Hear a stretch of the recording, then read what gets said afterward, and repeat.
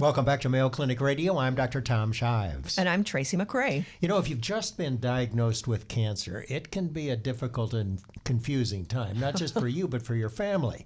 It really has to be one of the most stressful moments in people's lives. And I know, Tracy, you've been there, but you were young. Yeah. But do you remember the certainly. day they told you you had cancer? Yes. Do you remember what? I was 19, Yep. and I remember never having seen my parents react or act the way that they were acting when we all learned that news. So, yeah, it was definitely a big moment in my life. Did you have any inkling that you might have cancer before they told you? The doctor in my hometown said, "I think you're sicker than the average bear."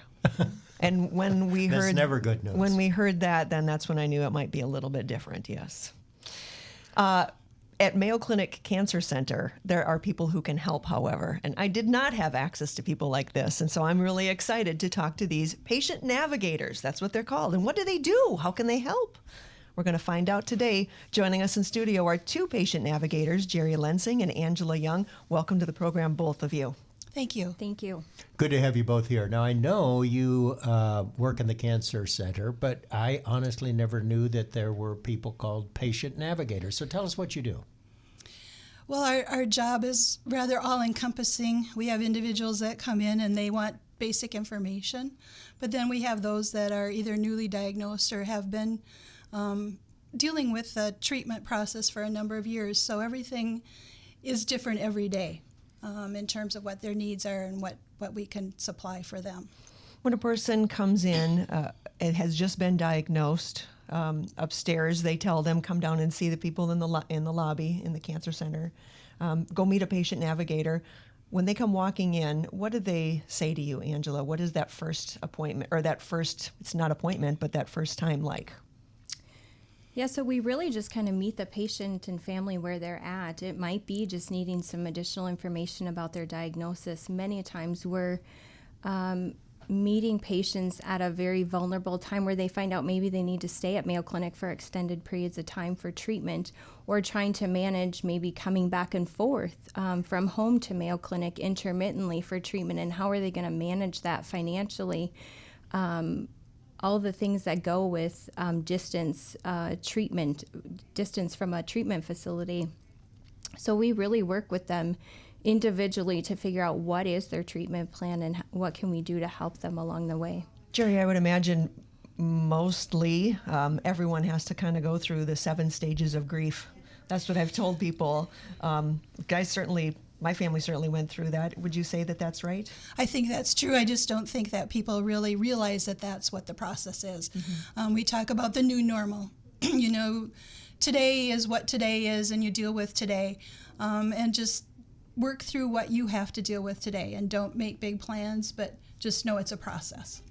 And I am sure that most patients and their families, after they hear the word cancer from their physician or healthcare provider, they forget everything else that's been said. I mean, you must get 1,000 questions when patients come down to see you, some of which had already been answered, but they have forgotten.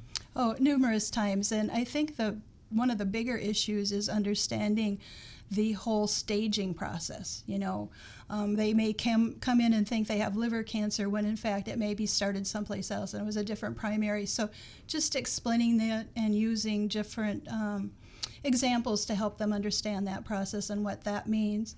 And then you also have the individuals who want to help, and trying to help them help others. So there's a lot that goes into that.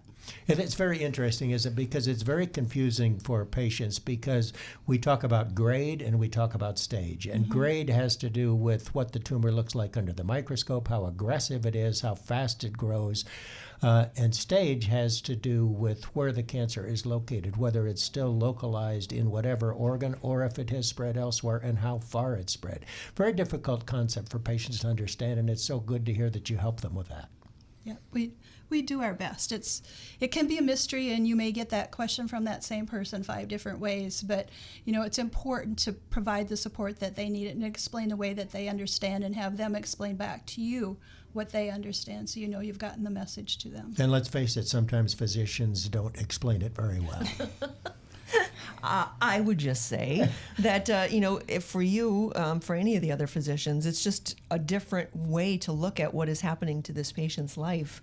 And I did not appreciate how much a caregiver needed support, again, because I was 19. So I didn't think about my parents or my siblings at all. How do you help the caregivers or the immediate family, Angela? Well, interestingly enough, I would say the majority of the people that visit us in the Cancer Education Center are the caregivers. Sure. They are the family, the support people that are there with the patient. Not to say the patients don't come in, but they often find the closest chair just right in through the doors and sit down.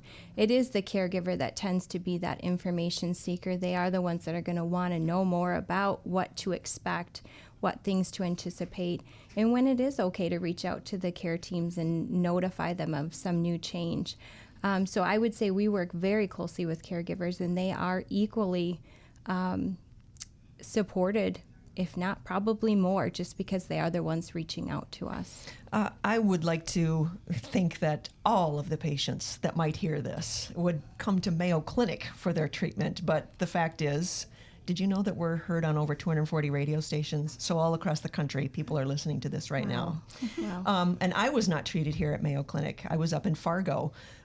What advice would you have for the patients who are listening, for family members who are listening, things that you have learned if they never get an opportunity to come to the Mayo Clinic Cancer Center and speak with you? What would you share with them? Both of you. Jeri, why don't you go first? Well, there are resources out there. I mean, if they've come here for a second opinion and they want additional resources, we can certainly help them if their treatment is being taken care of at home or in their home area. We certainly do that. And we do get a number of phone calls into the center asking questions and that sort of thing, and we do our best to provide them with the resources that they may need. So from anywhere, you would take a phone call. Right, and we are very blessed in that we do have a patient navigator located in Arizona as well.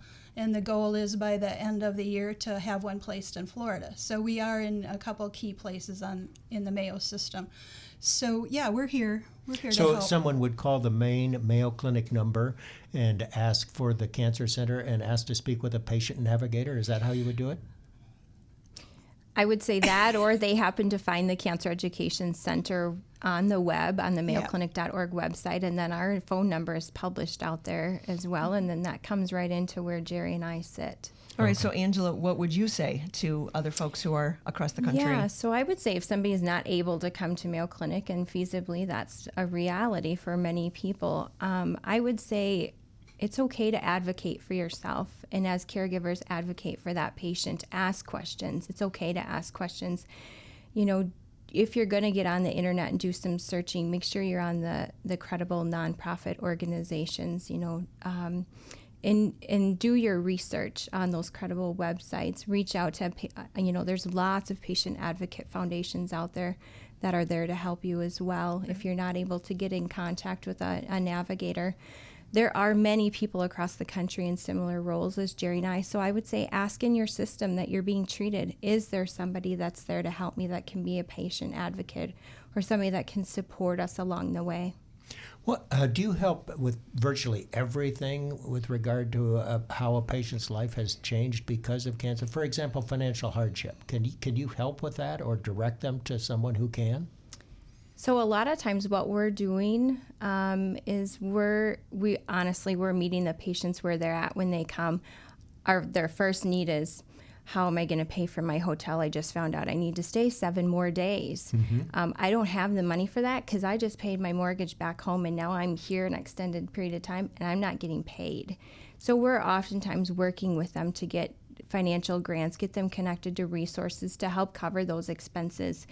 We're fixing those immediate things right now. A patient that stays at Mayo Clinic where we build that relationship, oftentimes we're looking more long-term to see what other programs and community resources we can connect them to that can help them more long-term as well. Likewise, a patient that maybe is going home, we try our best to connect them to those kinds of resources so they have that same support back home as well. Yeah, and we try to encourage them to connect with us early in the treatment process because a lot of those organizations will not help you once treatment is completed. And I also indicate that if you're not capable, if you're not feeling up to it, assign it to a family member or someone that you trust that could oversee that part of your care. You're supposed to focus on getting better. You should spend your time getting better, and if you have someone that you trust that can take on that responsibility, by all means share it with them, because they're looking for a way to help you. From the mouths of patient navigators, the people who know. Yeah. Patient navigators help patients who have been recently diagnosed with cancer. By the way, do you see most every cancer patient at the Mayo Clinic? You couldn't. No, we don't. Just the ones that you It would be are a nice. referral service. Yeah. So patients get referred to you from physicians or other healthcare providers. Yeah, so we have physicians, nurse practitioners, their care team nurses.